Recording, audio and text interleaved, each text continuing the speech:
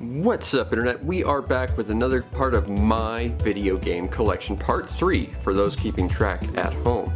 My cat is currently sitting under the table and probably going to make a lot of noise because he's feeling all cabin fevery, so that's fun. But today we're doing the N64. Hell yeah, N64. I played the crap out of the N64. Now, unlike my Super Nintendo, I don't really have any memories of how I really got it. Like, I got a Saturn at the time, and that only lasted like 2 months because, you know, it was a Saturn, there was just no games for it. So I think we kind of just bought an N64 so I had something to play, maybe? I really don't remember the circumstances in which I got my N64. However, I do remember when we did get it, I was standing in a Toys R Us looking at the games on the wall, and in one hand I had Bomberman 64, and in the other I had Banjo-Kazooie. And I started with Banjo-Kazooie, and unfortunately that got stolen and I haven't gotten a copy since, but I did get Bomberman 64 later. Banjo was significantly better for what that's worth. But another memory I have about it was that same lady who let me have her Super Nintendo when she moved. When the N64 first came out, she actually rented the system itself from her local video game store and a couple games, and that was significant because when you rent a console, you had to put like $200 down as like collateral, but she did it. That was super nice of her, and we played Wave Race, which I thought was really bland, and we played the crap out of Pilot Wings. That was kind of fun. Anyway, those are all my memories of the N64, or at least my intro to it. Let's take a look at my games, starting with Eiyuden Chronicles, the First Mage. This was the first game I ever did a what the hell is video on, and for good reason. I had no idea what this was. It was one of the only N64 RPGs, one of like 3, maybe a generous 4 if we count Hybrid Heaven, that got released in North America. And it reminds me a lot of Quest 64 in terms of combat, which terrifies me a lot, which is why I haven't really played a lot of this since. I got this in the same bundle with Drakengard 2, and this, along with Drakengard 2, were the 2 reasons I really wanted that bundle. Because I just needed to know what this other N64 RPG was all about, and it was kind of vaguely Quest 64-y, which was, you know, not ideal. But that said, Eiyuden Chronicles The First Mage is a weird pickup that not a lot of people know about, so I decided to take a look at it. And, you know, maybe I'll play some more, because I have to record footage of it, and maybe I'll do a whole review soon. Our next game on the list is the first of our imports. The N64 was ridiculously easy to import for, because first and foremost, unlike, say, the Sega Saturn, which was a console bought pretty much exclusively for imports, given how expensive North American copies of Saturn games were, the N64 was not. And the N64 you actually had to physically go in and modify, and it was really easy to do. It took 2 screwdrivers, a Dremel, and 15 minutes. And the first game I got for it, or at least one of them, because I got it kind of in a bundle, was Animal Forest, The Boats no Mori. This is the original Animal Crossing on the N64. Yeah. Actually, to prove my point about imports before we go any further, you can kind of see the back of these cartridges, like how there's like a little notch in the corner there, whereas in the Japanese one it's sort of in between the center and the corner. And that's really the only region encoding this has, is the actual physical internals of the N64 have like these little pillars that fit those notches. If you get rid of those, you can play whatever. But this is Animal Crossing on the N64.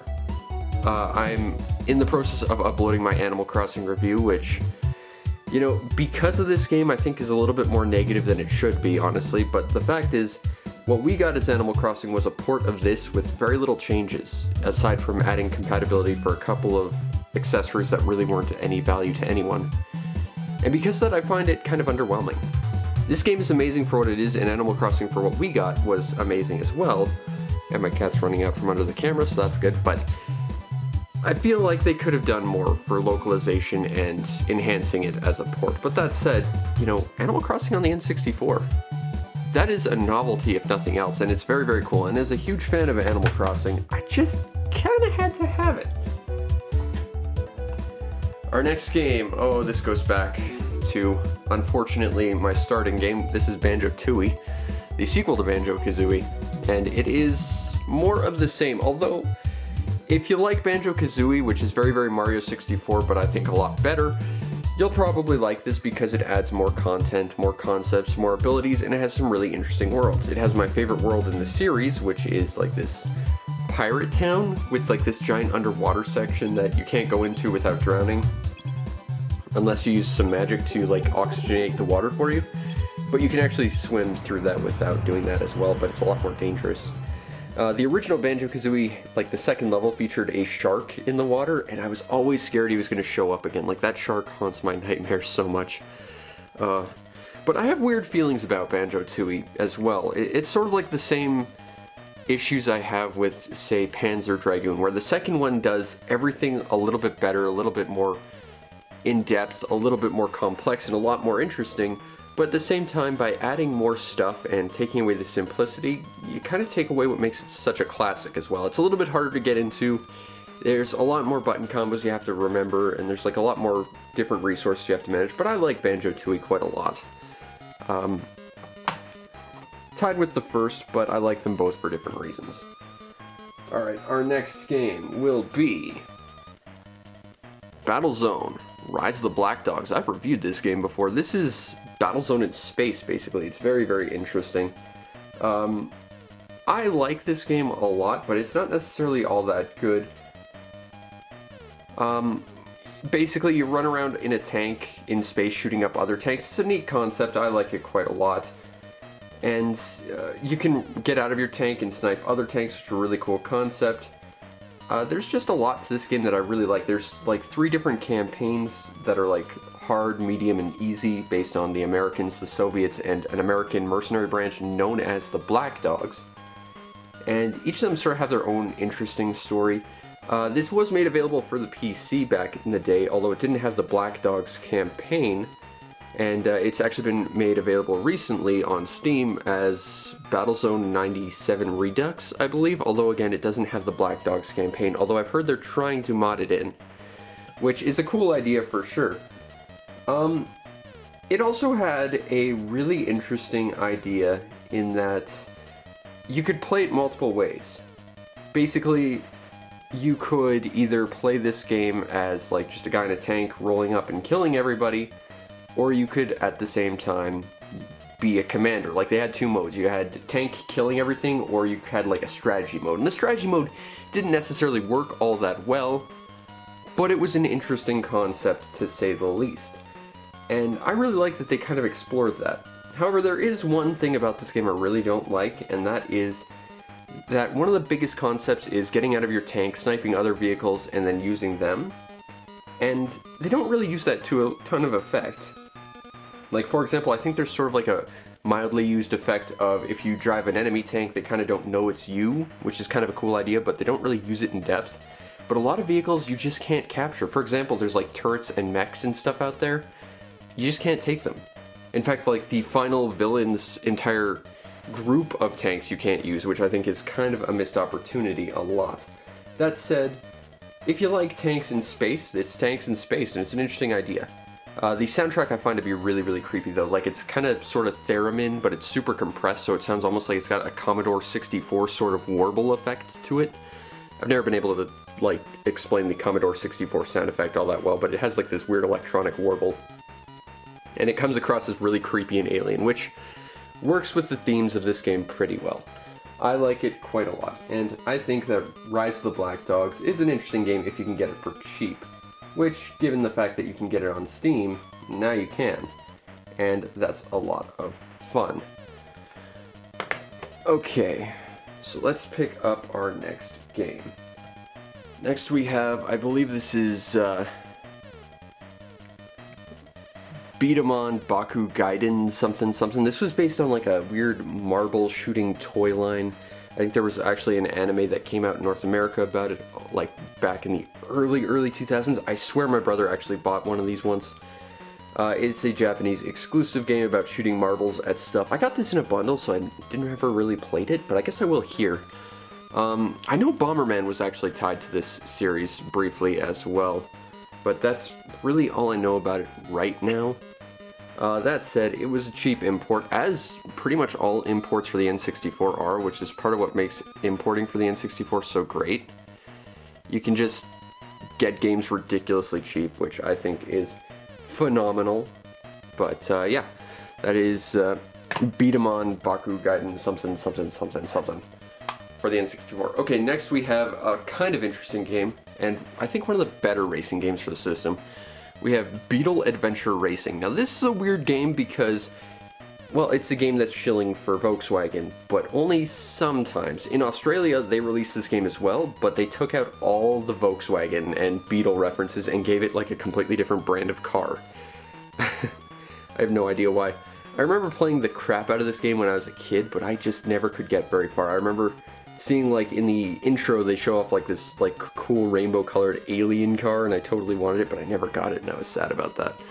But Beetle Adventure Racing, if you're looking for N64 racing games and you're tired of your Mario Kart and you're significantly superior to Mario Kart Diddy Kong Racing, I think this is one worth checking out. It's definitely a game that's shilling for Volkswagen, but at the same time I think it is a excellent little game. Tons of fun. Alright, our next game will be... Ooh, I love this game. This is a game by Rare, who was amazing on the Super Nintendo, really hit their stride in the N64.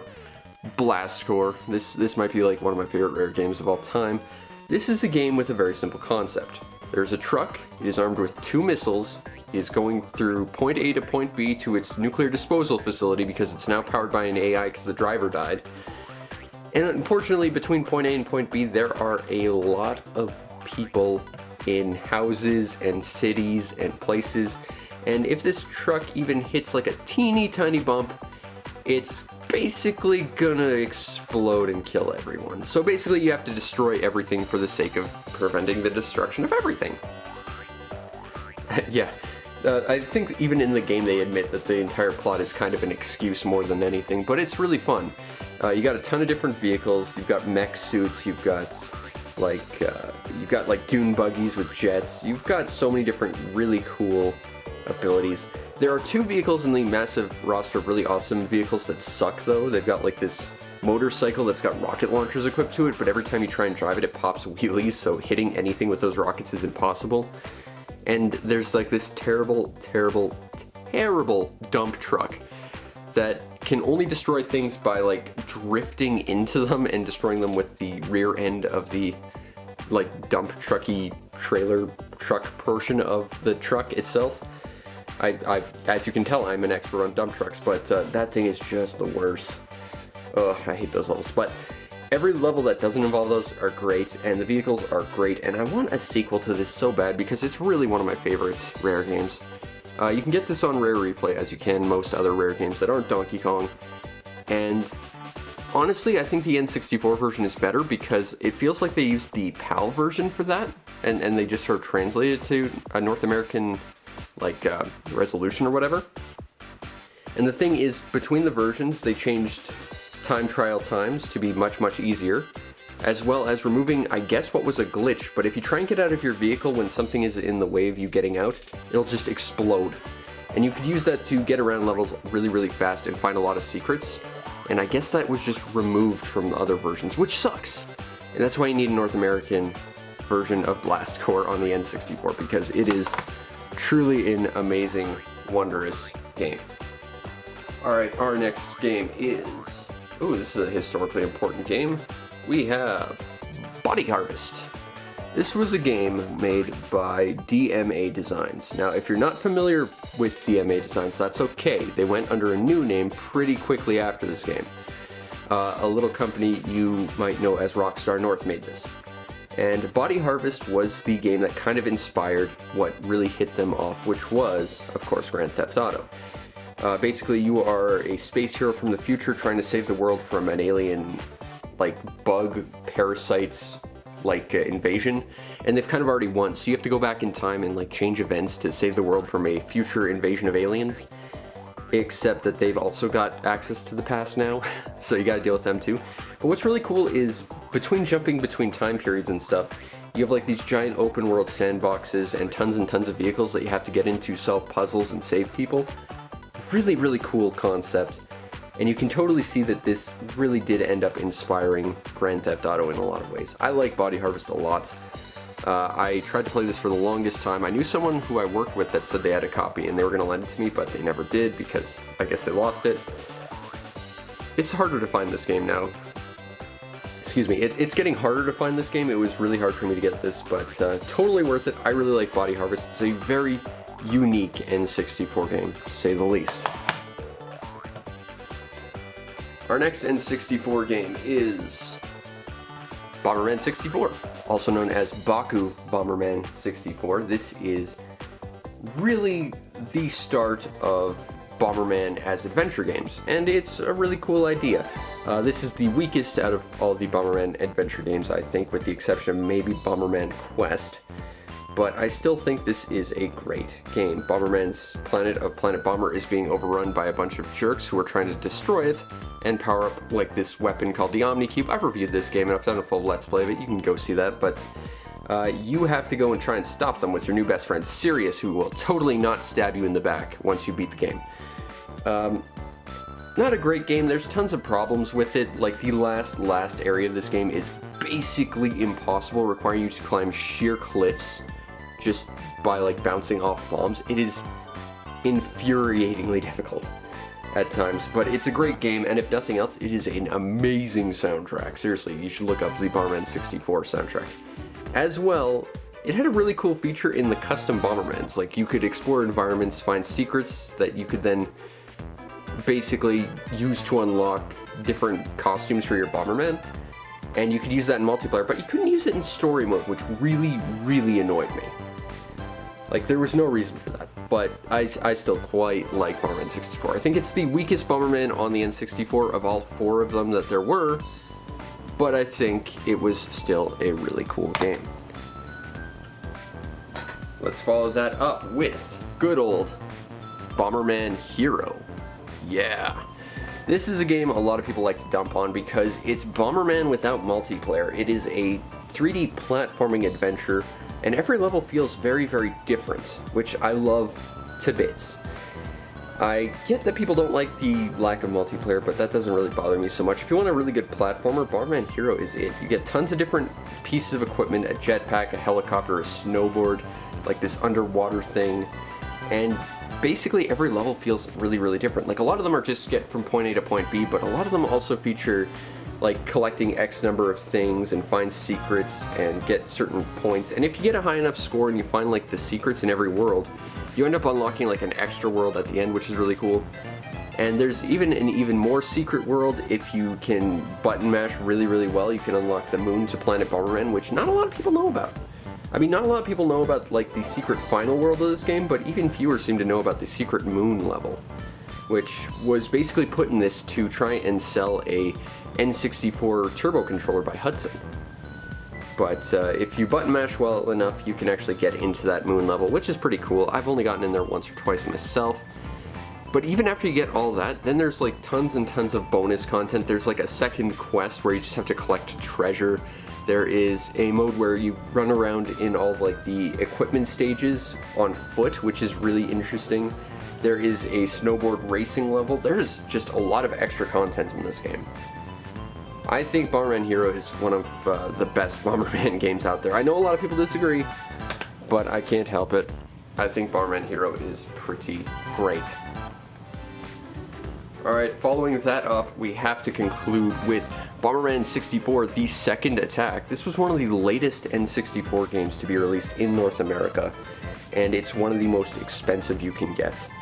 Bomberman Second Attack introduces the Charaban Pommy, although he was known as a mimic in this game, and he kind of existed as comic relief and as player 2. But as you went through different levels, you could find food, and if you fed him enough, he would transform into different forms, which had different abilities, which was really cool. This is a direct sequel to the original Bomberman 64 game. In fact, it includes the greatest Bomberman character from that game, as well as Period, Regulus, as a main boss. And what I really like about this game is every level has one of those Bomberman bosses that you kill, and then you take their elemental abilities and apply them to your weapons. And I just love that you don't have to stick with the standard fiery bombs. Like, that is boring. Why stick with that when you have black hole powers, or have the ability to turn your bombs into a disco neon light show, or freeze things, or blow things up with wind and stuff? There's tons here.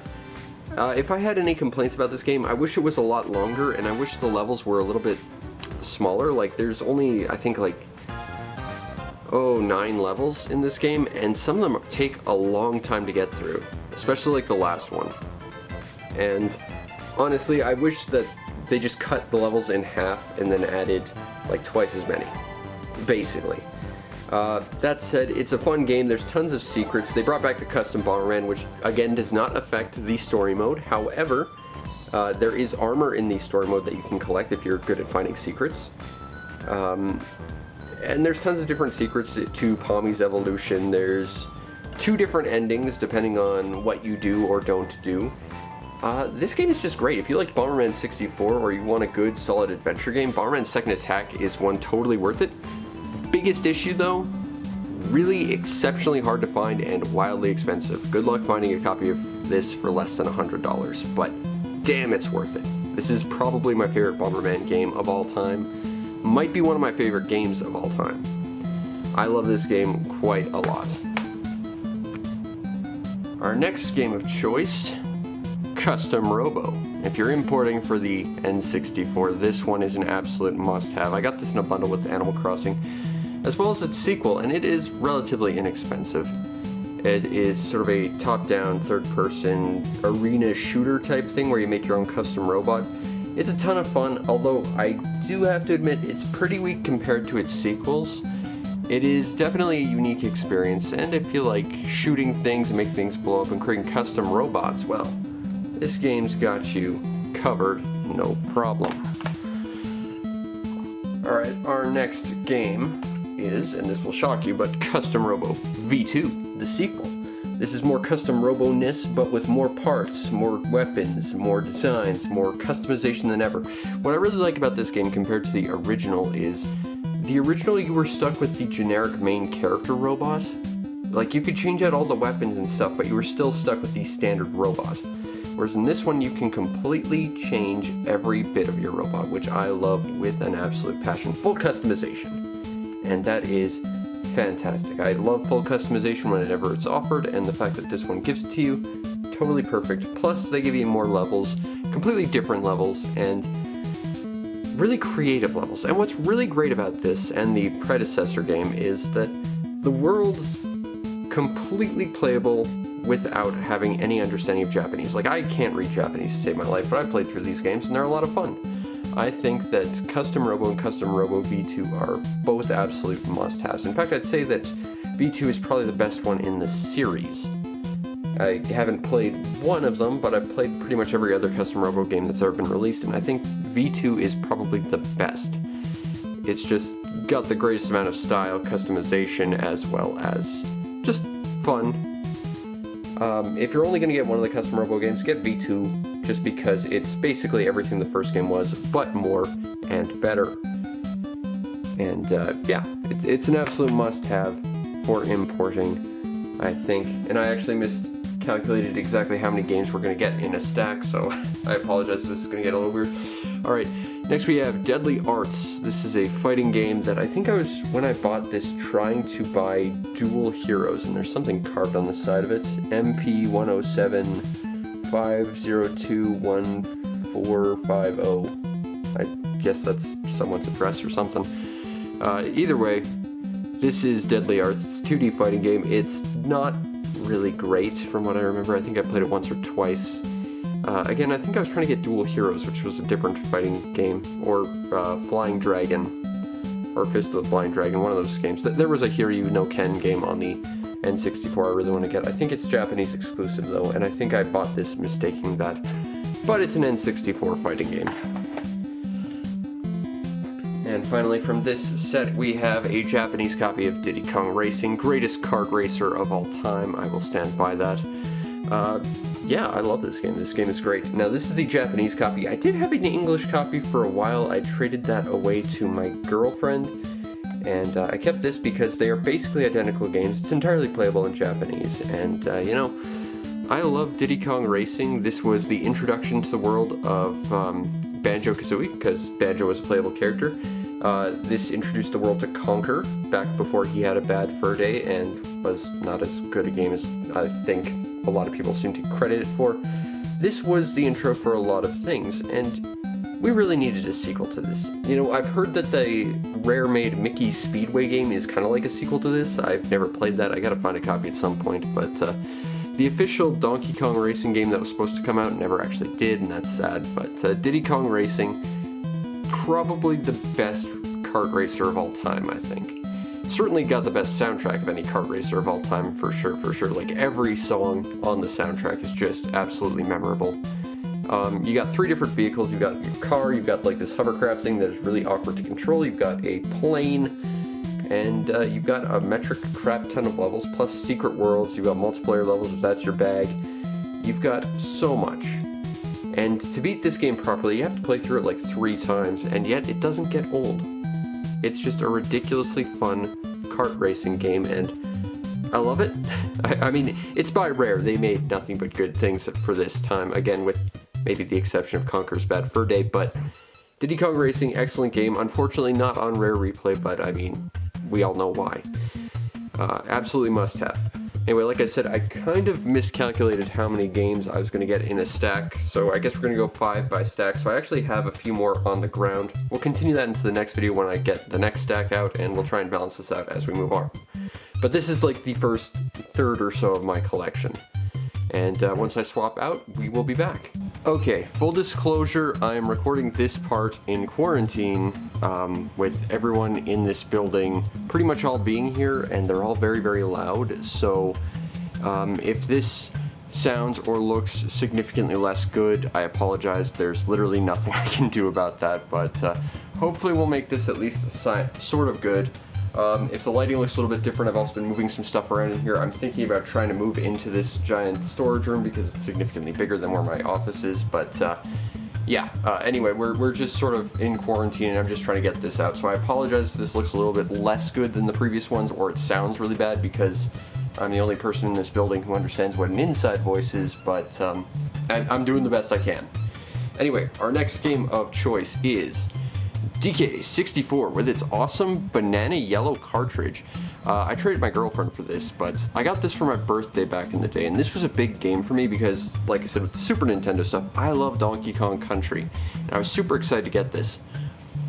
Unfortunately, upon my receiving it for my birthday, my dad decided to smash it because he really just had it in for me and hated games back in the day, so that wasn't so great. I rented this game a bunch, though, and it was fun, but it has a lot of issues. I've reviewed it, so you can go see that, but this has the Guinness World Record for, like, the biggest number of collectibles, like, in a game ever, and you can kind of see that with Rare's mentality. Like, before this, they made Banjo-Kazooie and Banjo-Tooie, where they progressively added more and more stuff to collect. Here, they had, like, thousands of things to collect that were all color-coded to different characters, and you couldn't pick up a different character's thing, and you could only swap characters when you went to specific areas. That kind of sucked. And in fact, their next game was, I believe, Conker's Bad Fur Day, which basically didn't have collectibles at all. So yeah, this game really kind of wears on you for collectibles and backtracking a lot. Like, ideally, every area you have to visit like 5 times at least. And that's assuming that you have everything to get everything from every area, which is rarely ever the case. I remember the penultimate boss was this giant cardboard cutout inside of a castle that if you missed attacking or you attacked one of his duplicates and you couldn't tell the difference between them, you died instantly. I remember that boss giving me nightmares because he was so hard.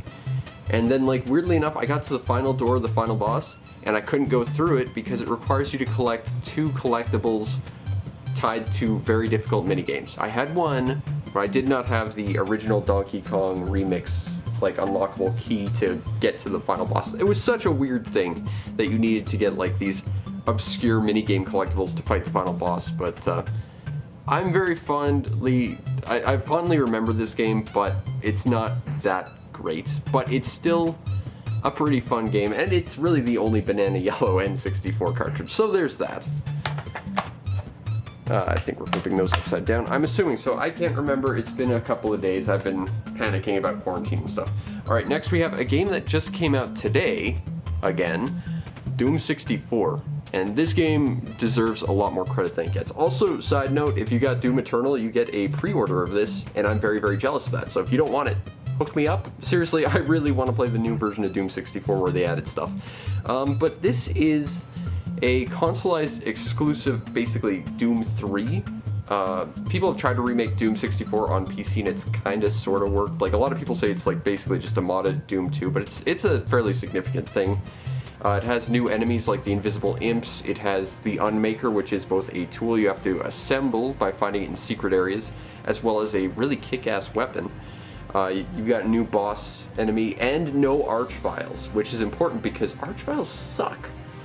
I absolutely love Doom 64. I think it's probably the shooter on the N64 that's aged the best, given that the N64 controller doesn't really control well for any type of FPS or anything really. Seriously, the N64 controller was made for an octopus, but Doom 64 I think has aged the best simply because it relied on sprites more than awkward 3D models. As well, I really just like Doom 64. It's a great game, and it was the first game, as far as I'm aware, that had an in-game brightness slider, which was a big deal. Like, back in the day, I had my N64 hooked up to this really crappy CRT, and I was playing, I think, Quest 64, and you ran into like this one cave that was really dark. For me, it was pitch black, and it was because I didn't realize that my TV had like the darkness settings turned up way too high. But if you played Doom 64, you could fix that in-game. Something that's a standard now. It started with Doom 64. That is huge! Basically, Doom 64 is awesome. I like this game a lot. And it's a pre-order now, and I'm bitter I can't have it, because I can't afford Doom Eternal. Alright, next we have an import. We have, based on the famous anime, Doraemon. This is basically Mario 64 with a blue robotic cat. I've not managed to get very far into this game because I got kind of lost really early on, but there aren't a lot of unique imports for the N64. There really aren't. Out of Europe, there's all of one, because while they had like 6, 5 of them actually made it to like North America as like slightly different rebranded soccer games. In Japan, they had a bunch, but this is one that's kind of worth having, and it's really, really cheap. It's based on the classic anime, and if you're a fan of Doraemon, you should probably check it out. It's not my favorite Doraemon game on the N64, but, you know, it's also the cheapest. It's ridiculously cheap, and it's very, very good. I'm going to move that so that's at least kind of its shot. Okay, next we have Doraemon 2. Now, this one is actually really ridiculously rare. I've only ever seen 2 copies on eBay ever of this, and it is expensive. Unlike the previous one, which was like a fully 3D platformy adventure like Mario 64, this one is actually more of a 2D platformer with 3D sprites. Think Goemon's Great Adventure, or something like that. I like this one the best, but it's the hardest to find. It's pretty... I don't think there's like a huge demand for it or anything, but it is the most expensive out of the lot. And, you know, if you like Doraemon, you should probably get Doraemon 2. I think it's the best one out of the set.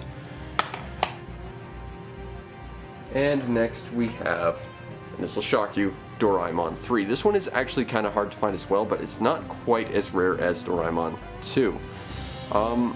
I think Doraemon 3 is a little bit trickier to get into. Basically, you start out in this town and everything's frozen, like time's been stopped, and you have to run around this town almost sort of like Pac-Man style, mixed with like a PC adventure game trying to solve problems. I could not get very far in this game, but I spent about an hour digging around. I couldn't get very far, but I thought it was an interesting enough game. And I do like Doraemon, so I'm willing to go back and give this another shot. Still, if you're trying to import, the Doraemon games are a great little set to get. And yeah, it's one worth checking out, I think. Okay, our next game is going to be Extreme G by Acclaim, so you know it's kind of crappy because Acclaim. Extreme G is a motorcycle game that is wildly hard to control. It's sort of a futuristic thing where you can, like, if I recall, you could like ride on walls and like stuff. I didn't play it for very long. I couldn't really get into it. It controlled really, really not very well. It was very, very sensitive and it was very, very fast. It kind of, to me, screams of being like a bad knockoff of like F-Zero, basically. But it was good enough to get 2 sequels, so, you know, I guess something good came out of Extreme G. But for me, it was just kind of an average racing game with very little of note to it, honestly. But I believe I got this in the same bundle as Doom 64, that's why they got writing on the side of them. I believe I also got it with my copy of Eidon Chronicles and Drakengard 2, I believe. Okay, next we have a game I would love to get an actual English copy of. We have Ganbare Goemon for the N64. This is Mystical Ninja starring Goemon, but in Japanese, which features a fully voiced opening that the English version did not have, but it lacks the kind of goofy charm of the English translation. And this was the first Goemon game I ever played. Like, I played the English version of this. So getting an English copy of this kind of means the world to me. I gotta find one, but you know, you've got Goemon, Yae, Abisumaru, and Sasuke running around 3D environments. A lot of people compare it to like sort of knockoff Zelda. I think it's sort of its own thing because there's more of an emphasis on platformers. Tons of goofy personality. They reuse a lot of like enemy concepts from the Super Nintendo games, and they actually reuse audio lines from the fourth Goemon game on the Super Nintendo as well. But that said, it is a very fun game. It's got some quality issues. It definitely feels like it could have spent a little bit longer trying to tighten some things up and make it look a little bit better, but I think this is probably my favorite Goemon game out of this set. Just wish I could get it in English. This was the first game I ever ran into, I think, that used the memory card, and I didn't have an N64 memory card, so I had to like try and play it in one sitting. That didn't work out so well, especially because once you beat the first dungeon, you have to go into like a first-person Rock'em Sock'em Robots fight. They don't tell you the controls to that very well. Like, there's a billion moves, and they only tell you how to like do the basic punch and kick.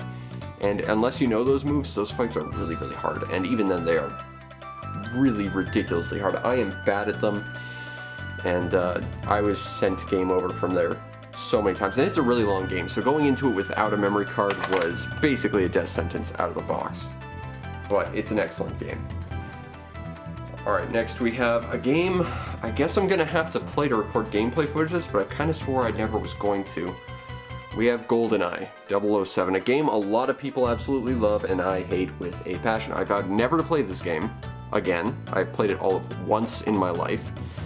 The thing is, when I played this, someone brought it to my house and they suggested that, you know, we play multiplayer because GoldenEye multiplayer is legendary and stuff. And he said he would be Oddjob and I'd be like the biggest guy ever, and we'd fight like men using only our fists. And of course the biggest guy can't even hit Oddjob because he's so short. And from there I vowed never to play GoldenEye again. I didn't actively purchase this. This came in the box, I believe, with Doom 64 and you know, Eidon Chronicles and all that. I guess I'm gonna have to play it for this, but I know a lot of people love GoldenEye. I'm not one of them. If I want to play GoldenEye, I will go play Time Splitters Future Perfect, which is made by the exact same team, although they're no longer at Rare, and you know, it's better in every way. Go play Time Splitters is the short version of that. But like I said with Doom 64, not a lot of N64 shooters really hold up all that well. I know controlling them is kind of bad. If I recall, there was a control mode in GoldenEye that required you to like have two N64 controllers basically duct taped together to actually like control it relatively well. I do not look forward to this at all, honestly, and I'm not a big Bond fan, honestly, but you know, we've got the Irish Bond here, who is for some reason a lot of people's favorites. He was supposed to be English though, if I recall, but you know, Pierce Brosnan and then Sean Connery, neither English Bonds, but that's me channeling my uncle who's a huge Bond nut. Alright, next we have probably one of my rarest N64 games and one of the most important to me. We have Harvest Moon 64. This was my introduction to Harvest Moon, and this game is not perfect by any means. It doesn't have shortcuts or anything. You have to slowly open your menu to access it. It's a very buggy game. If you try to chop wood during the rain, you have, every time you chop wood, like a 1 in 10 chance of freezing your game, which is not good. But damn it, I love Harvest Moon 64, you know, I've still never played this game perfectly. What really pisses me off is I actually had a perfect run of everything going, and I got to an event that was at the end of, I believe, the first year, and it's like a week-long event, and I was just leveling up my stuff, and I ran out of stamina, and I was like, okay, I'll go to bed. The next day, I was sick, and I didn't get the thing from the event. So, you know, basically I need to get a Game Shark if I want to unlock everything, or I need to start again, and to get everything in Harvest Moon 64, or even to get the specific fairy event. If you've ever played Harvest Moon 64, you know that event. That event is a nightmare to try and unlock. I had it this time and I screwed it up by getting sick one day. That's the problem with this game. It does autosave every time you go to bed, so if you do go to bed sick, you're stuck. It's unfortunate, but this is my favorite Harvest Moon game, honestly. And while it lacks the macros, as someone upstairs is playing with silverware really loudly, you know, I think it's still a grand old time. It definitely shows its age, but it still means the world to me. It's really rare and expensive nowadays, though, but if you can get a copy of Harvest Moon 64, it's dated, but it's damn good. Alright, our next one we have, thanks to our boy Nico on the Discord. He sent this to the show. We have Hybrid Heaven. I made a review of this a while back. This is kind of like an RPG mixed with like a beat 'em up a little bit. It's a weird game, and it's been a long time since I've played it. They added a whole bunch of concepts. It didn't really mesh all that well together, but it created a really unique game. I remember like the second proper level of this game, it's just running away in sort of like a survival horror, Alien meets Resident Evil style thing that's all sorts of weird. But fighting is sort of like a beat 'em up with some turn-based things. I found it to be really wildly unbalanced though, because like you can select, you know, I want to punch them, I want to kick them, whatever, to your enemy. And one of the options is like to grapple them. And if you punch or kick, if you miss, if I recall, there's like a huge like wind up before you can attack again. Whereas if you grapple, you can't miss and you're guaranteed a hit. So basically investing in anything other than grappling is just weird. I mentioned this in my review, so it's been a little while since I played this. Really excited to play this again. Unfortunately, the biggest problem this game has is it takes up an entire N64 memory card. And I don't have another one, so playing through this is kind of a challenge because I have to sacrifice all my save data, which not great. I need to find another memory card. I've for quite a long time been looking for a combination memory card rumble pack. Maybe I'll finally actually find one. I know they exist, but no luck yet. But Hybrid Heaven, that's an interesting one. It's not an easy to find game, but it's definitely one worth looking into, I think. Okay, next we have another excellent game by Rare. We have Jet Force Gemini. Now, I know I said about Blast Corps, don't play it on Rare Replay. This is a game you should play on Rare Replay because they actually designed it to be a twin stick shooter, which is great. I remember the first time I'd ever heard of Jet Force Gemini. It was on an old YTV show called Gamers, hosted by my childhood hero, Fresh Phil Guerrero. Shouts to Fresh Phil wherever he is. Still my hero. But I remember hearing that this was like a shooter that wasn't necessarily about shooting. Like you'd actually have more advantage if you like wandered around and like hid and played a little bit stealth. That's absolutely not true. It's a very straightforward third-person shooter, but damn is this game fun. I love it a lot, and I'm very nostalgic for it, even though this is not the most ideal way to play it. This is a third-person shooter about running around shooting bugs a whole bunch, which is a lot of fun. But it has like one thing that really sucks about it. Like in every area you have to save like these little Ewok creatures, and you know, if one dies, you have to like restart the area to go back and rescue them again. And it's nice that you can do that. The problem is it's required if you want to beat the game. Like you cannot actually fight the final boss without rescuing all the stupid Ewoks, which I don't like at all. I think it sucks. But that said, you've got 3 playable characters, a boy, a girl, and a dog that's also a robot. And they get upgraded along the way. They get a whole mess of really fun weapons, including the almighty fish food. Yeah. Tri-rocket launchers, giant missiles, rocket launchers, I just said that, machine guns. The weapons in Jet Force Gemini are really, really great. But like I said, play this on Rare Replay so that you can get twin sticks and it controls relatively well, because it does not control very well. As I said, the N64 controller was not really made for shooters, and this one kind of shows that off a little bit, but it's a great game. And you know, if you get Rare Replay, you get 29 other games for a budget price, and Rare Replay is awesome. I am not sponsored by Rare. If they want to sponsor me, I will take it. I love Viva Pinata. Alright, next we have another game that came with GoldenEye. We have, and this was a Rare game as well, Killer Instinct Gold. I'm not super familiar with Killer Instinct. I tried to play it a little bit when I was younger. It's sort of like an in-between between like Mortal Kombat and Street Fighter. It's got sort of like the cartooniness of Street Fighter, but the violence of Mortal Kombat a little bit. I've been told it's got a pretty great comboing system and stuff, but I have never been able to play it to save my life. What really pisses me off is I really like the cover character of Mortal Kombat, not this cover obviously, but there's a robot named Fulgor, and I always wanted to play and get good with that character because he just sort of came across as that's my guy. And I tried playing as him across the original Mortal Kombat, Killer Instinct. I apologize. I probably said Mortal Kombat about a billion times when I meant Killer Instinct, but I'm running on minimal sleep and in quarantine. Leave me alone. But I tried to get really good with Fulgor, I just could not play him to save my life. I can't play any of these characters to save my life, but it's like the one character I really liked, just no good. That said, this is supposed to be sort of a port of Killer Instinct 2, and it is in a way, but it has like half the features cut. There was a bunch of different endings in the arcade version that got cut. Now every character has like, I think, maybe 2 endings, if that. It's not the best conversion. Like, if you want to play proper Killer Instinct Gold, you can get it on Xbox Live as Killer Instinct 2. I think you have to get it, it's like one of the downloadable like bundles for the new Killer Instinct, but still, it's a better version of this. But Killer Instinct Gold is one of the other like must-have games, I think, if you're into fighting games on the N64, because there weren't that many. Alright, next we have a game that was a game I was absolutely obsessed with when it came out. We have a proper gold, look at that, hollow Majora's Mask. Now the funny thing is, I don't really like Majora's Mask all that much. I'm still trying to get a gold cart of Ocarina, but this is my original gold hollow Majora's Mask I got for Christmas the year it came out.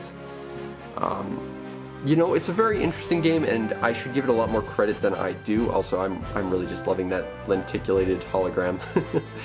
But, you know, this was a game made of compromises. Basically, you know, they wanted to make a sequel on the N64 DD for Ocarina, and they basically said, well, we can't do it in the time you wanted, so give us a short time frame, we'll try and reuse the assets and come up with something different, and they created a game about being on a time limit with minimal stuff that you can work with.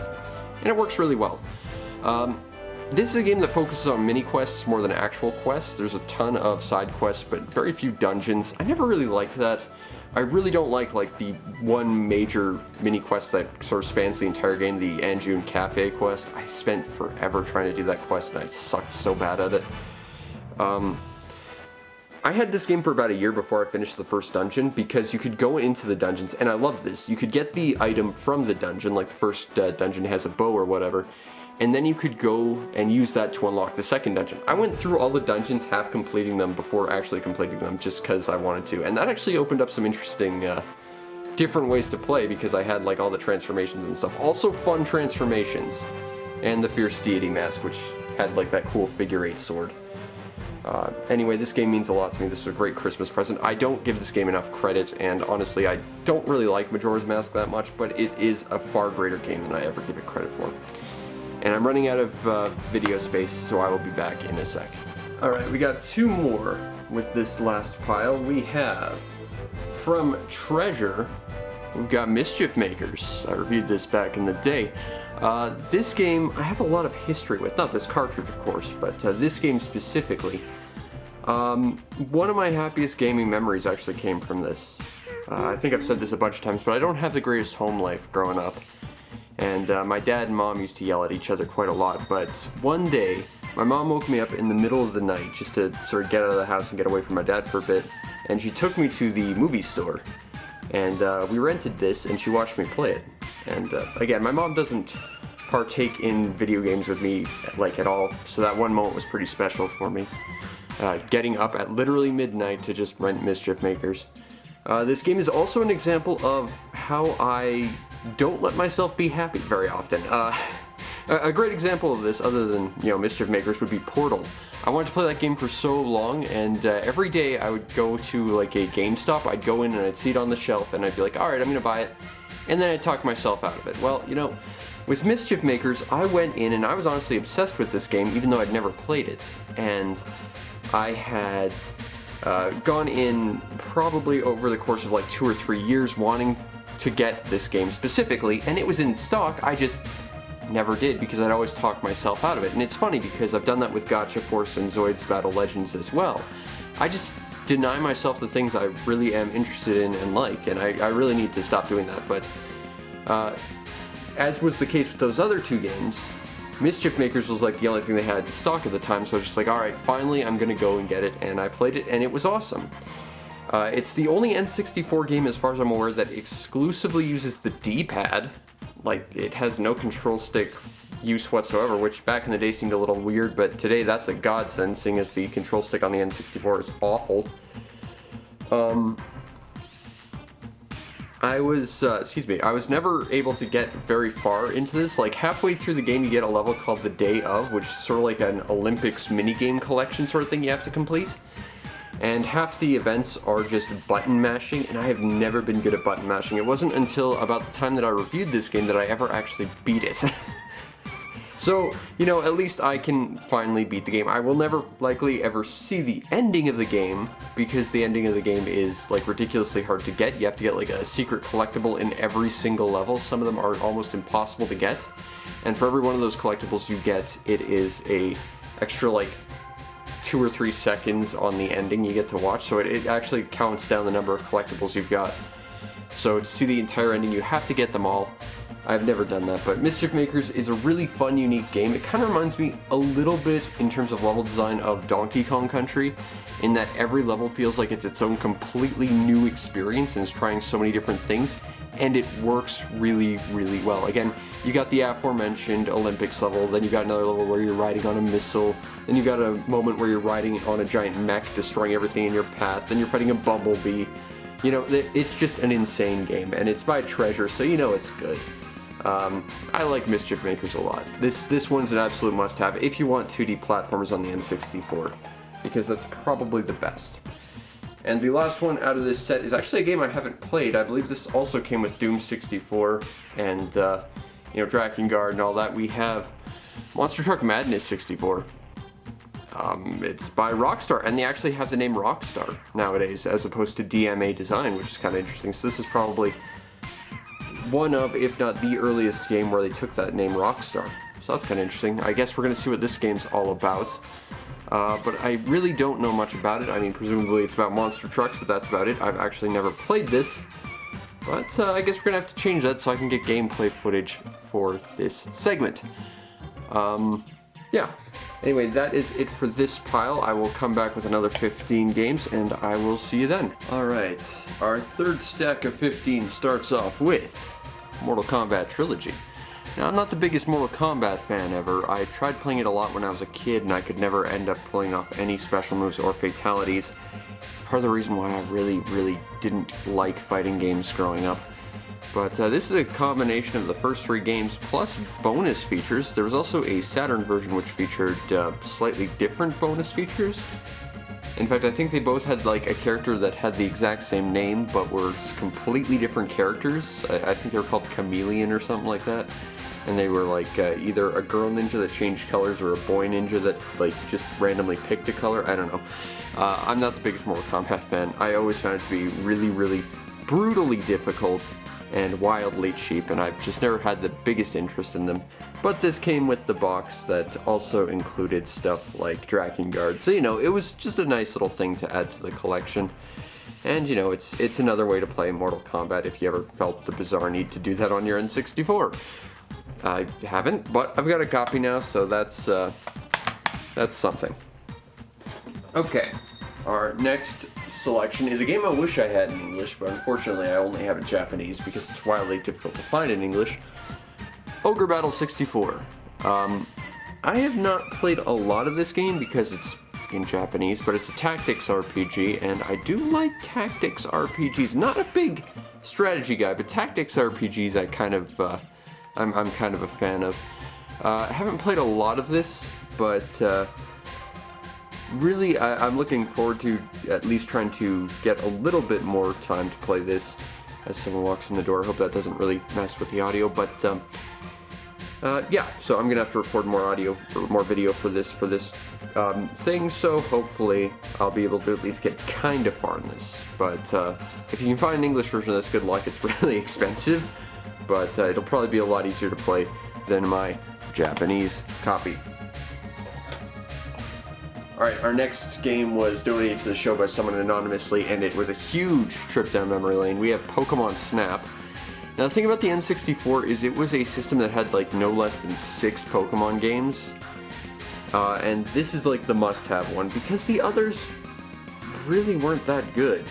This one's amazing. It's completely different though. It's an on-rails shooter, but instead of using guns, you have a camera, and you take photos of Pokemon, and you take photos of them interacting, and you have to like find different situations in which they interact and get better photos. And now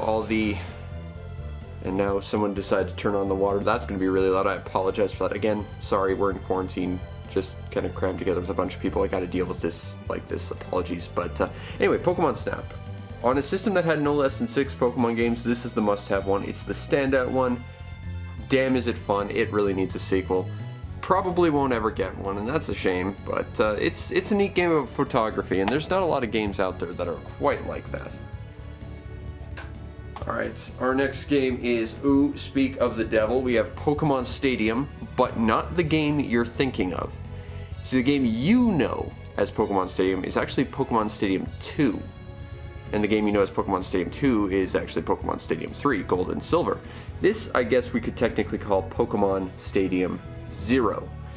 This is basically a proof of concept more than anything. I've got a short chunk of a video on my initial import N64 games video that contains some of this.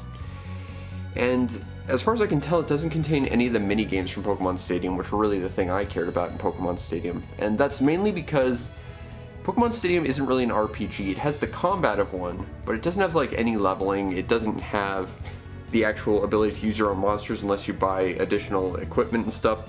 There's no adventure to it. It's just fight after fight after fight after fight. Excuse me. Not a big fan of that. But what really makes this one kind of inferior to the rest, but also a reason why you need to get this just because of how interesting it is, as opposed to Pokemon Stadium 2, the game we got as Pokemon Stadium, this game does not contain 150 monsters you can play as. It contains like 30.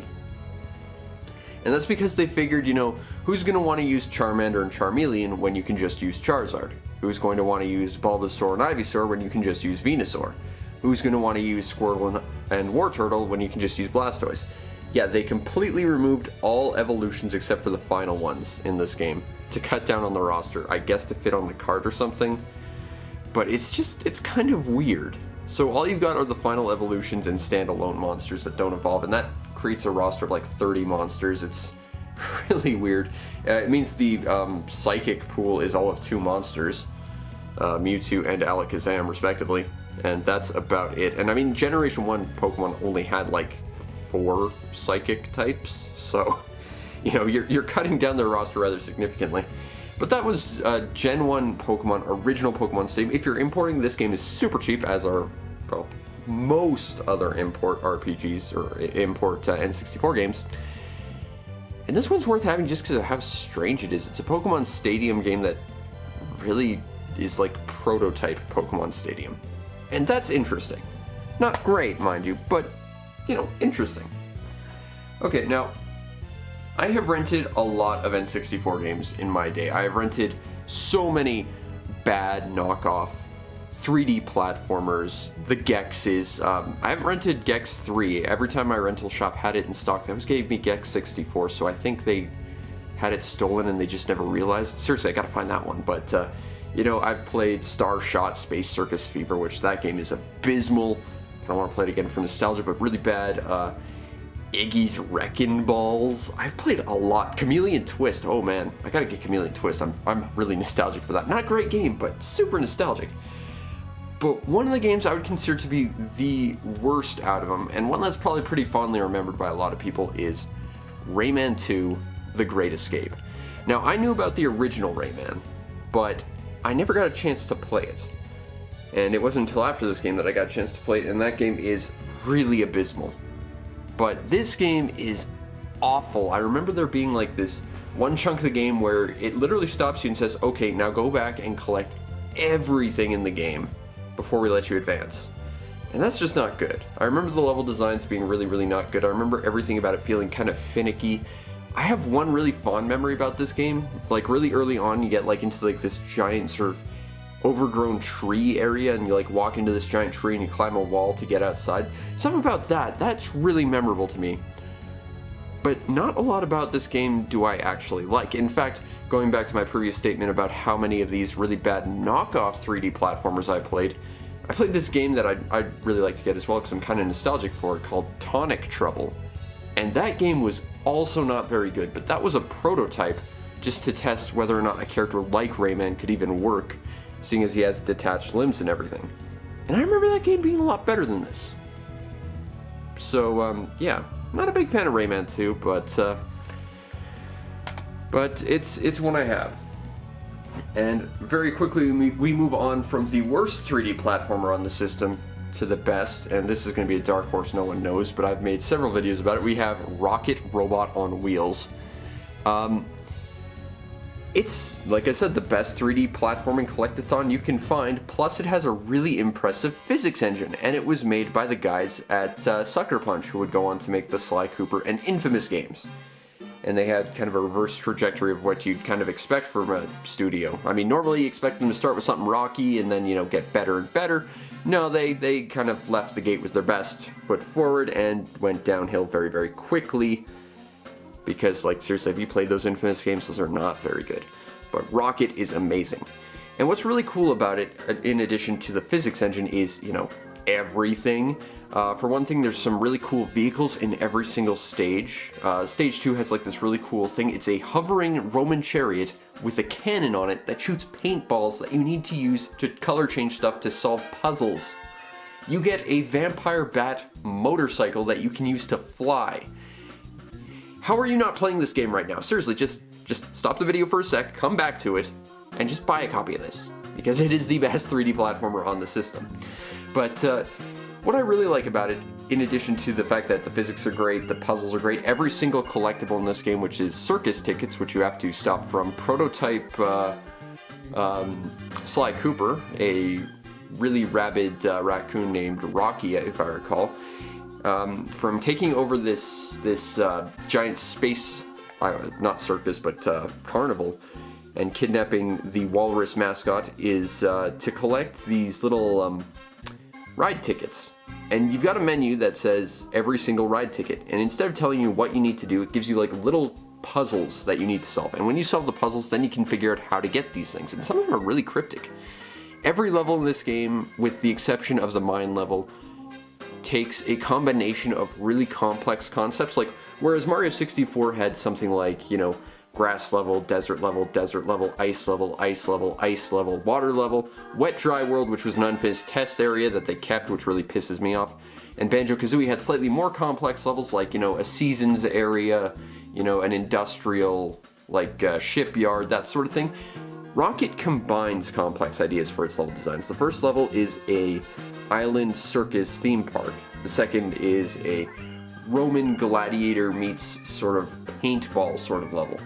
There's an Arabian area that's designed to be flying around on a magic carpet, all while solving like wind and timing puzzles. This game combines a lot of different concepts, and it does it really, really well. I think Rocket Robot on Wheels is the best 3D platformer the N64 has to offer, and if you are collecting 3D platformers, just stop right now and get this, because you're not gonna get any better than Rocket. It is damn good. Damn good. Also, it comes in a really angry red N64 cartridge, which is kind of fantastic. Alright, next we have Rush Extreme Racing from San Francisco Rush. I'm more familiar with the Future Rush, Rush 2084 or whatever that is. I like that game a lot more, but this came in the bundle with Mortal Kombat and whatever. Played it once or twice, it's okay, but again, I like the future-y ones. That said, if you're collecting racing games, it's not bad from what I recall. It's not fantastic, it's not Diddy Kong Racing, it's not Mario Kart, but it's, you know, it's not bad. It could be a lot worse for the N64. It's not Carmageddon by any means, but, you know, for a racing game, it's got competition, and it's not the best one on there. Next we have, oh, this will make my girlfriend happy, we have Snowbo Kids. This is Snowboard Kids. I got this and its sequel together as an import bundle for I think like $3. They're super cheap in Japan. In North America, they're expensive. In Japan, super cheap. But Snowboard Kids is a fun little snowboard racing, kind of almost kart racer type of game. You get weapons from like randomized pickups and stuff from what I remember. I cannot figure out one thing about this game though. Like, it asks you to like save to your memory card, which is good, and I managed to get through that to save to my memory card. but I cannot for the life of me get it to save to my memory card. I cannot figure out why. So yeah, this is a game that would be easier to play in English, but it's a snowboard racing game, and it's probably one of the best on the N64. Now, there was a couple snowboard games on the N64, but the Snowboard Kids games, I think, were kind of king. Which leads us to the second one, which is Snowbo Kids 2, for those who want more Snowbo Kids than ever. Again, it's Snowboard Kids, but with a 2 attached to it. I actually have not played this too much. I played a little bit of the first one. I got them more as interesting curios than anything, because I know collecting them in English is super expensive, and I never really got to them. But, you know, I like the first Snowboard Kids. I think this is probably going to be more Snowboard Kids, and that's something to look forward to, because Snowboard Kids is just fun. There's one or two things about the original, at the very least, that I didn't care for, like trying to finish a lap. You kind of have to bottleneck into like this one really tight area, and it's really easy to just hit a wall and then have to travel along the wall to get there. I don't like the end of the laps in Snowboard Kids, but otherwise it's a pretty excellent series, and having another Snowboard Kids game, you know, that does not hurt my feelings any.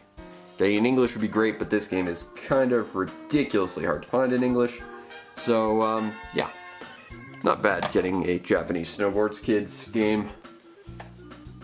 Ooh, this is right up there with Rocket for one of my favorite games on the N64. We have Space Station Silicon Valley. This was also released kind of on the PS1 as Evo's Space Adventure. Don't get that game, it's terrible. It also had a European exclusive Game Boy Color game I'm desperate to find. But this was a game by our old pals DMA Design, you know, Rockstar before they were known as Rockstar. The idea was that there was like this awesome space zoo that was going to be an ecological study for stuff, except that somehow it gets lost in space and doesn't show up again for another 100 or so years on a collision course. And the president decides that they need to send the most completely cheap and expendable people after all their best people are gone, Danger Dan and Evo the Robot. Except that they're not great partners because they fight about the radio station on the way to the space station, and because of that they kinda crash into it and completely kill Evo, destroying his robot body and leaving him a sparking, damaged computer chip.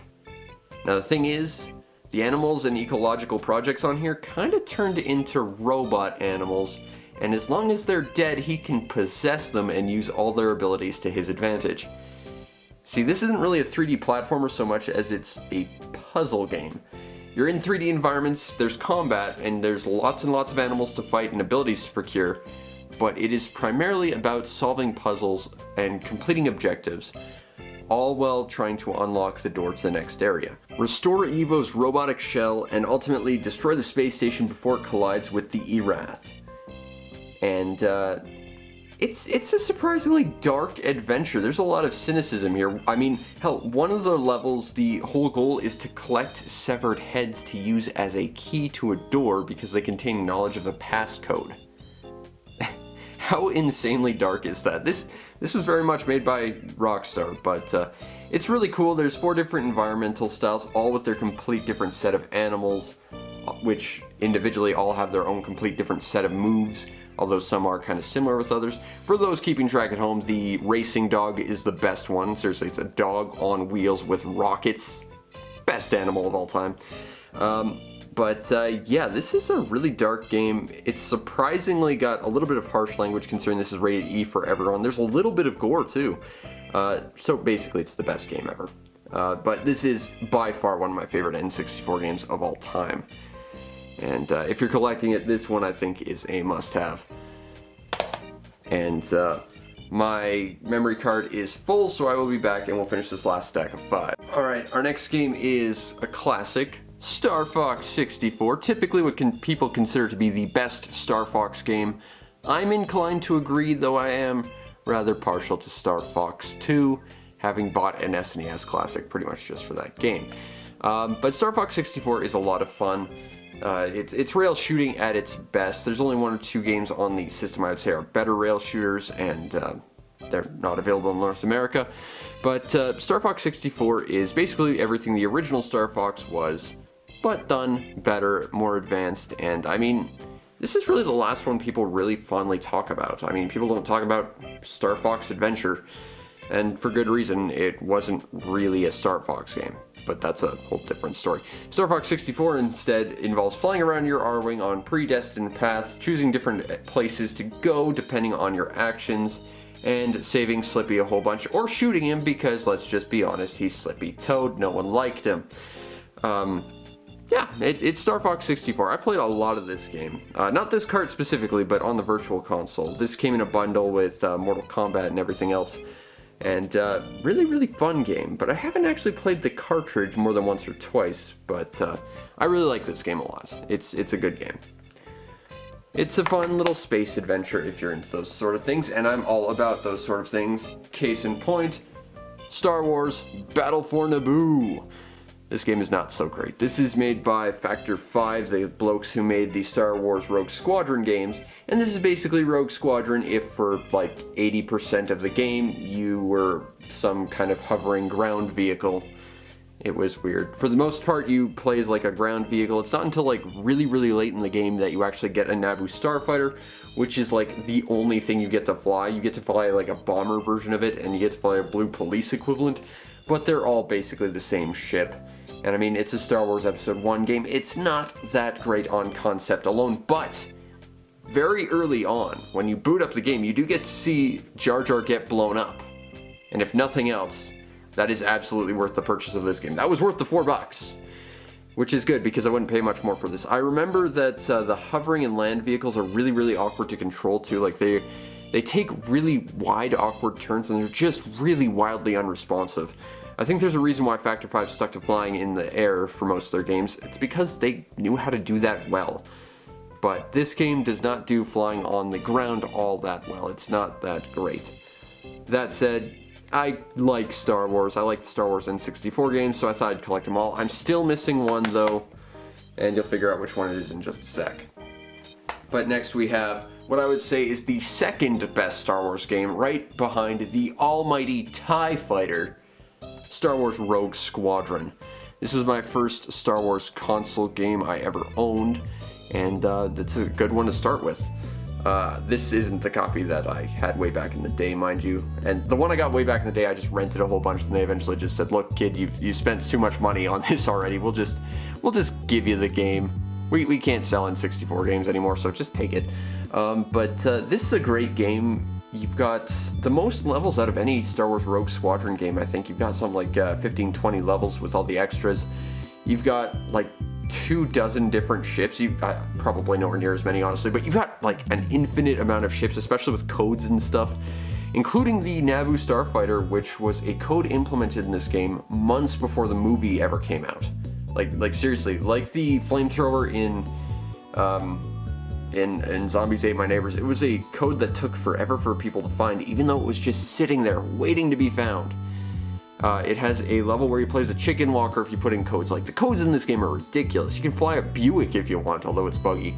It's also the only game that features the V-Wing airspeeder, which is my second favorite ship, right next to the original TIE Fighter brand, TIE Advanced / TIE Defender. We'll give the Defender a nod. But the point is, this is an amazing flying shooting game. If you love Star Wars, if you like space combat, if you like arcadey shooters, you must play this game because it's hard to do better. God damn it, it's a great game. Like I said, this is the second best Star Wars game ever, and if you're looking for better ones, well, you can only really get TIE Fighter. Like, even the sequels to this, I know a lot of people like to say the sequels are significantly better, but I kind of liken them to the actual movies themselves. Like, the first one is A New Hope, the second one is Empire, the third one's Return of the Jedi. People don't like the third one because they changed too much. They added Ewoks, and in the case of the game, they added running around on foot shooting things, which was awful, and also most of the game. God, that sucked.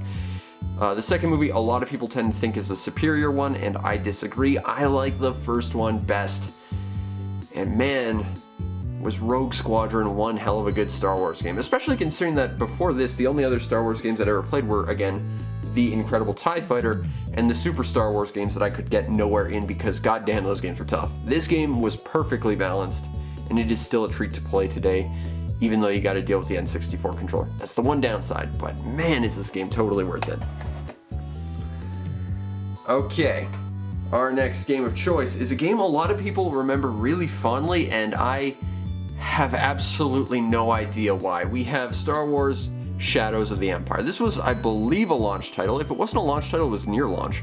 It is a third-person shooter, but it starts as a flying game, which makes me immediately hooked in, and then you're just running around as discount Diet Han Solo shooting things in really, really awkwardness. Aiming is done pretty much entirely automatically. Running around is slippery and floaty, and there's a reason this game wasn't meant to be running around shooting things. And you can tell that because halfway through the game you get a jetpack, and then stuff sort of controls a little bit better. The game basically has like weird floaty jetpack controls, but for running around on the ground. And what's interesting is the jetpack controls don't even work as a jetpack, because if you wiggle the stick while flying around too much, you'll actually completely destroy gravity. and you'll clip through stuff. It is a wildly buggy game. I'm not a big fan of this. I know a lot of people are. I just don't get it. But this came in a bundle with Mortal Kombat and some other stuff, so it's good that I have it. I remember there being this one really interesting bug. I've never been able to recreate it. If people out there can, I would love to see it again. But a buddy of mine was playing this back in the day, same guy who tricked me into playing GoldenEye with him, and we got to the fight with Jango Fett. And we entered a weird moment where we defeated Jango Fett, and he's supposed to like jump away and activate a second phase of the boss, except he kind of didn't. He remained in the area, the second phase of the boss started, but he had unlimited, like he had 0 health, but you couldn't kill him, but he could still attack you. And then the second phase boss showed up and you could shoot it, and it would shoot you, but you couldn't do any damage to it. It was a weird glitch, and I've never been able to recreate it. When I review this game, I'm gonna have to try, maybe when I collect footage for this video, if there's a save on here, because I have never actually played this cart, but Shadows of the Empire, it's a game I know a lot of people love, and I think it's just rose-tinted glasses, because even back in the day when this came out, it was not my thing. And maybe that's just taste, but I genuinely don't think Shadows of the Empire was a good game. And unfortunately, that means that the one Star Wars game I don't have is the pod racing game that's actually really, really awesome.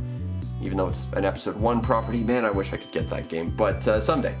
But the last one we got, which was also with Mortal Kombat, is Super Smash Brothers, the original. Yeah. For the longest time, this was basically the only Smash Brothers game I owned. I played the crap out of this when I was a kid, and the weird thing is, I never found a character I was really good with. I remember the first time I played it, this kid who was an absolute jerk to me when I was growing up, because most kids I knew were, he invited me over because he wanted someone to play with, and he was telling me how awesome this game was, and I played it, and he's like, well, you could be any Nintendo character, you could be Link, and I'm like, oh, you could be Link? Well, I love Legend of Zelda, I'll play Link. I could not play Link to save my life. I only recognized Samus from a poster for a Game Boy game I had that came with my Game Boy, and I wish I could get that Metroid 2 poster back, but that's the only way I recognized Samus. Couldn't play as her, couldn't really play as Mario or Pikachu.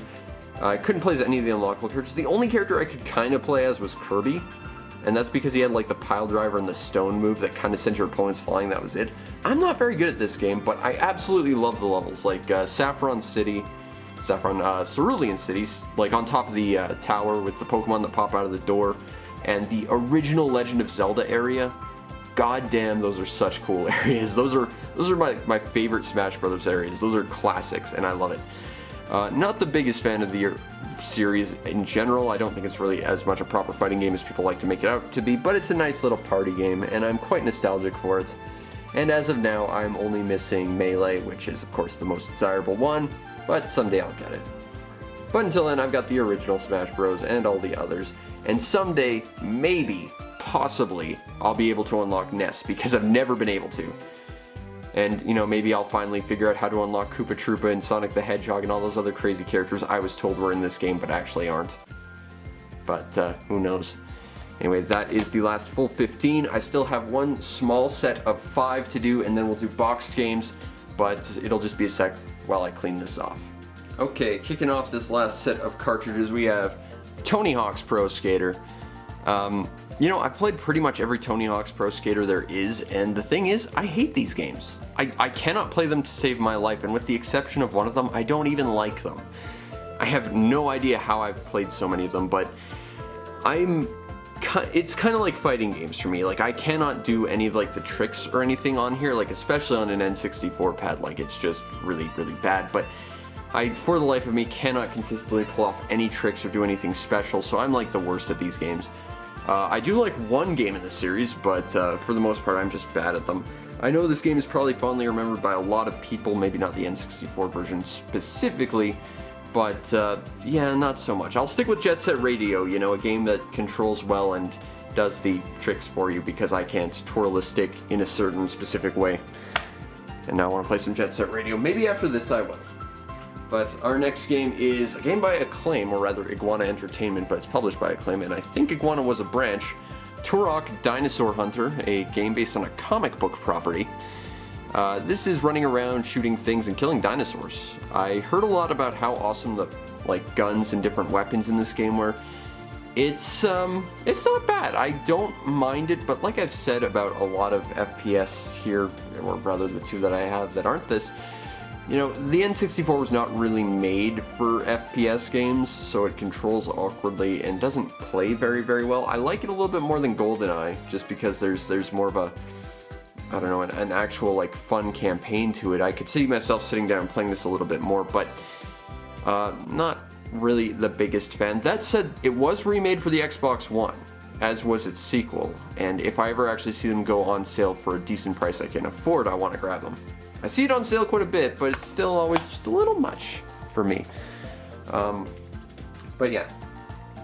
Our next game is, in a big angry black cart, Turok 2 Seeds of Evil. It's more Turok with better weapons, and it's a direct sequel and stuff. Yeah, I got this in a bundle with Turok because, again, I heard these games were great and I wanted to play them, and, you know, it's more of the same, but it's better. I mean, the first one sold well enough, they said, oh, hey, we gotta make a sequel, let's dump some money into this, make sure we do this right, and it seems like they did, at least as far as I've played. Again, I'm not the biggest fan of FPS games on the N64, but it seems like a good game, and that's comparing it to the first game. But again, it's an Acclaim game, so good might be a stretch, but it's, for Acclaim, pretty decent. Alright, next we have a game that's pretty new to me. I got this with Rayman, and I kind of had to haggle quite a lot to get a copy, but I absolutely wanted a copy. You might recall how I said that I don't have a Rumble Pack, and I need a new memory card. Well, a few years ago, I tried to buy a combination Rumble Pack memory card, because they did make them.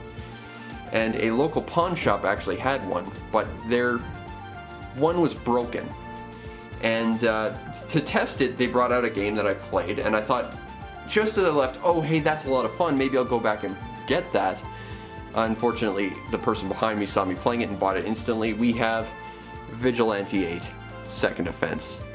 It's car combat racing, kind of. I haven't sunk a lot of time into this game, but based on my memory alone of playing it in that pawn shop, I really wanted to find a copy, and when I found this at a yard sale last year, I had to have it. And it was tricky for me to get this because they didn't want to sell this or Rayman without selling like their entire N64 and a bunch of other stuff that I really couldn't afford and didn't really need. I mean, I've already got two N64s and one's region free. But I wanted this game, and I wanted Rayman, and I wanted to see if I could get myself an extra controller because the N64 controllers are kind of bodge. And this game is fun vehicular combat at its best. I mean, based on my memory alone, I needed this. So now that I have it, I'm very excited to show it off. And my battery is clearly dying, so I'm gonna have to charge this in between, but we're almost done with carts, and then we just gotta do box stuff. Finishing it off, we have one of my least expensive pickups ever. We have a game that gets shit on way too much because it is an awesome game. We have Yoshi's Story in Japanese. This game cost me all of 30 cents, shipping included. It's the sequel to Yoshi's Island, and a lot of people don't like this for two reasons. First of all, it has sort of like a pre-rendered sort of photo style of visual design, but also because while this game has something like 30 levels, it only has 5 stages. And you can select your stage based on the collectibles you got in the previous stage, so to play all 30 levels, you have to run through the game like 5 times. I don't think a lot of people like that, especially because the bosses don't change any. I get that, I absolutely do, but I still think this game is way better than a lot of people give it credit for, and someday I'm going to proper review this. But seriously, if you can find Yoshi's Story cheap, and I mean, you can in English, a lot of people don't like it, which sucks because underappreciated, you should. because it's great. Anyway, I am running out of battery space and memory card memory space, and we're gonna put these away, and then we'll do boxes in just a sec, as people are making a lot of loud noise above me, so hopefully they'll be done by then. Anyway, I'll see you in a sec. Okay, so we're gonna finish up with my N64 boxed games. I actually do have a box for Bomberman 64. Unfortunately, I kind of forgot it when I was showing off my carts, but it's a really, really messed up box, so let's not count that. Anyway, we are gonna start off with, quizzically, Bomberman 64. This is not the one you're expecting. First of all, can we just admire this? This is some of the greatest box art I think I've ever seen. Have you ever seen box art that describes a Bomberman game quite as well as this?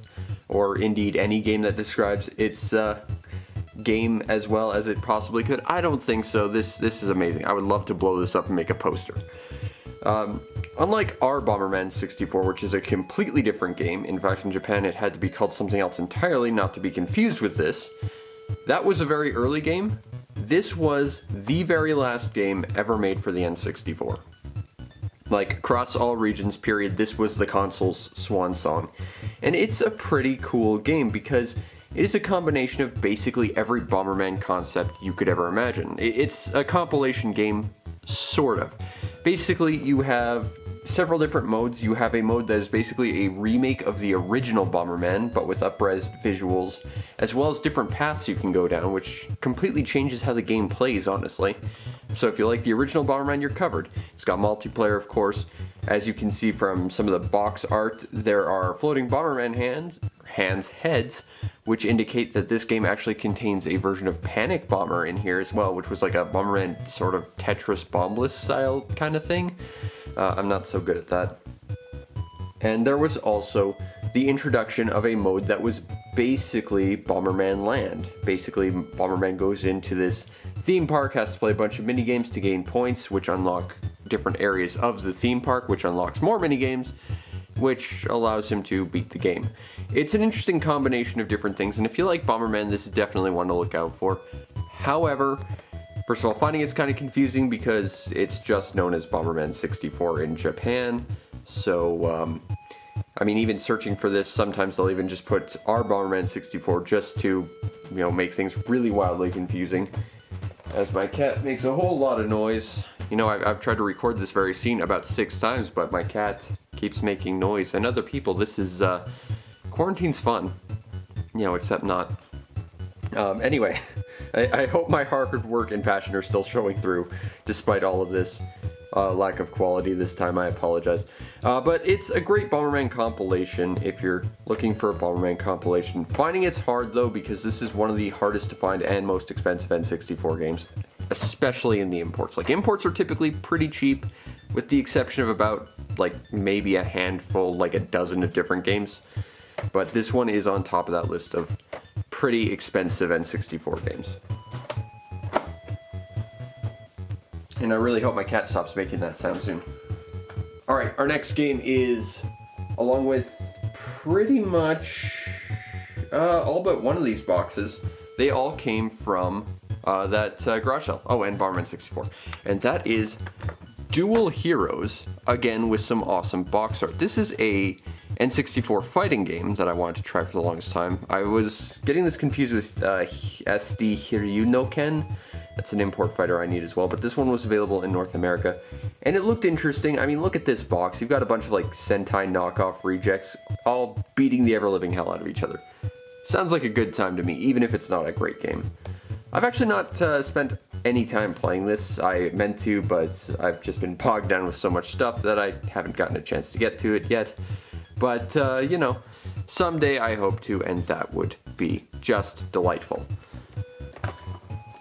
Our next game, which just fell out of its box. Whoopsie. I'll put that back in. We have F-Zero X. This would be the only F-Zero game I own. I've been trying to get GX for quite a long time, but F-Zero X is a very fast-paced racing game on the N64. I've only ever played it once. I rented it, and I wasn't very good at it, but again, it was at the garage sale, and the thing about that garage sale was, I guess the seller really liked me or something, because he was just giving me stuff hand over fist for basically nothing. I got all these boxed, well, again, except for Bomberman, which I got separately, for like $1 each. So, you know, he just was super nice to me. And, you know, I like F-Zero. I want to try and collect the F-Zero games. I needed a copy of F-Zero X eventually. So, you know, here we are. Not bad. Not a bad little pickup, I don't think. Alright, our next game, this one I'm going to have to ramble about because this one's pretty special to me. But, we have Hoshino Kirby Rokujuryon. This is Kirby 64. And I had an English copy of Kirby 64, but like my Donkey Kong game, my dad kind of destroyed it. And I was 2 collectibles short of being able to actually see the final boss. I'm so bitter about that. But I have a lot of history with this game. Like, this is a big deal to me. When I was a kid, right before this launched, there was a summer vacation place I went to called the Enchanted Forest, which was a place for kids significantly younger than me. And the only thing I took away from that was there was a wishing well that I actually spent money on, wishing I'd get a copy of this because I was too young to go out and get it myself. The first time I played this, and this is a day of great shame for me that I will talk about, but my grandma had set up like this day of like super fun adventures and stuff, and it was all a bunch of like really public, high traffic places that really messed with my anxiety, but I was just really grumpy that day for whatever reason, and I was just having basically none of it. I really feel genuinely bad about it. But one of the places we went was like the, at the airport we have like this like space center for kids or whatever, and they had like some really neat stuff. Unfortunately, I couldn't go on the things I wanted to go on there, and the places I could go were just filled with people, which was not good for me, so I kind of just did nothing there, and I was just sort of grumpy about the whole thing. Again, I feel terrible about this. It's one of my days of great shame. But they had a N64 demo center which lets you play Kirby 64. And that was the first time I ever got to play it. This is a great little 2D platformer. I don't think it's as visually nice as Kirby 3, which this game uses a lot of music from. And my favorite song on the soundtrack is one no one would ever bring up, but it's like this really nice serene music that plays during the first time you go into some ruins. Had some great little mini games, including like bouncing people around to collect fruits falling off trees, and like this weird thing where you shoot a line ahead of you to eat up platforms underneath your opponents. I played the ever-living crap out of those mini games for no reason. But what was really standout about this game was the fact that not only did Kirby have the ability to eat opponents, you could eat multiple opponents and save their ability to a second slot, which allowed you to combine abilities. This feature would later be reintroduced in Kirby Star Allies, but like everything else with Kirby Star Allies, it wasn't done half as well as anything that was used to inspire it.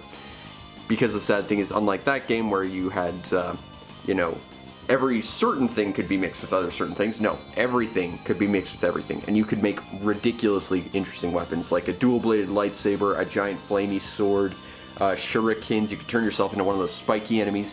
You could turn yourself into stone statues of the helpers from Kirby's Dream Land 3 that all played slightly differently. You could turn yourself into a refrigerator. Every weapon in this game is ridiculously useful. They all feel wildly overpowered, and I love it. And there's always going to be something special to you in this game. Like, everyone I've ever talked to who's played this game has like that one weapon that's absolutely their weapon of choice. And they all feel OP, and they're all amazing. I love Kirby 64, and well, I don't have an English copy anymore, and I wasn't able to complete the story of my English copy. I did go back and play it on the Virtual Console and on Kirby's Dream Collection, and someday I'm going to have to go through and actually beat this version as well. But that'll be for another day. Alright, next we have kind of a weird game. I ordered it from Taiwan, and it's got a weird sticker of Pikachu on it, but like Bomberman 64, this is a rare Japanese exclusive that actually costs a lot of money. This is Last Legion UX. This is kind of like the N64 equivalent of Virtual On. Virtual On? Yeah, Virtual On. Except it's by Hudson, so you can fight Bomberman in a mech wielding hammers, if I recall.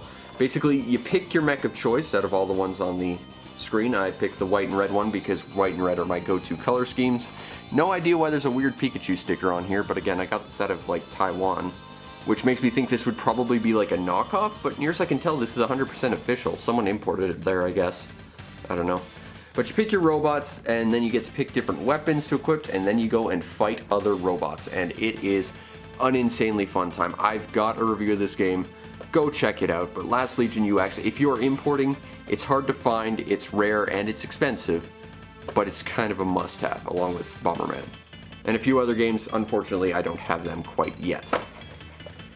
The next one we've got, I also got from that garage sale. This was one I'd been looking up for a while, but it was always just a little out of my price range for cartridge only, and then, you know, I got it boxed complete for $1. I still haven't even had a chance to play this, unfortunately, but we have Onegai Monsters. This is a game I've been trying to get for a while. It is a monster raising RPG of sorts. You get like little eggs and you have to turn them into monsters to fight other monsters. I believe, like I said, I haven't had the chance to actually play that. That's very much going to have to change when I actually record gameplay for this. But I will say, I wanted to get this game for a very, very long time, and now that I have it, and I have it complete, and I got it for basically nothing, that's really damn cool. And again, it's an RPG on the N64. I love RPGs. We didn't get any other than Paper Mario and like Quest 64, which I hate that game with a passion. I need to review it at some point. Don't have a copy though, but God, I hate that game. But Onegai Monsters, it looked interesting. It looked like a monster raising RPG, and there's so many good things about monster raising RPGs. You can't turn down monster raising RPGs. You just can't. And on a similar note, we have something I got off eBay for very, very little. We have Robopon Kats 64. This is Robopon 64. This is a sequel to the Game Boy Color and Game Boy Advance Robopon games, which were kind of like Pokemon in the sense that they released multiple versions of the same game that had different starters in them. And what's interesting about this is, well, you can't really do that with an N64 cartridge because that would be wildly cost prohibitive, but they still wanted to do it, and they found a way. And recording stopped automatically because I don't know why my freaking camera does that. So if this is choppy, I'm sorry. Anyway, this game decided to do the whole two versions thing, but on one cartridge using both save slots. With the first slot, you get this guy, the sort of standard like red bunny looking robot that's kind of like the series mascot. And on the other, you get one that looks kind of like a ninja monkey type of thing. And of course, I had to pick the ninja monkey because why would I always go for the default when I can pick the more cool one? What's interesting is, if I recall, you actually get different player characters as well, depending on which save file you pick, which is pretty cool. I wish this was translated in English. It was not, however. And it's another RPG on the N64, which we desperately, desperately needed. But the idea of Robopon 64 is really, really cool, and I've wanted to get into the Robopon games for a very long time, but they are hard to find. This is the only one I have, unfortunately, but hopefully someday I will get the others. But until then, you know, this is another instance of a cool RPG where you get to raise things to fight other things. And what's really cool is to build stats and stuff, you have to play mini games with them. I don't quite remember them offhand, but you end up playing mini games to raise your individual stats, which help you in fights, which I think is really, really cool. And there's also like a little bit of like energy time management in it. It's a very complex game, but Robopon 64, really cool game. Kind of a shame we didn't get it in English. And we are going to wrap this up with the final game I got for my N64. Another game from that really delightful garage sale. We have Wonder Project J2, boxed, complete. This is a sequel to Wonder Project J, which featured that little robot down there, if you'll remember from the gameplay that I showed way back in the day, except now you play as this lady, who seems to have some kind of giant hairpin made out of a power plug for some reason. This was actually translated into English, but I don't have any way to apply that to this cartridge, so I have to play it in Japanese. It's going to be interesting. But it's basically more point-and-click robot racing adventures, except this time you've got a girl robot, and, you know, gender equality and all that, so that's good. I'm very, very excited to play this. I've been wanting to get a copy of this for a while, and I did, but again, not being able to translate it kind of puts a damper on it a little bit.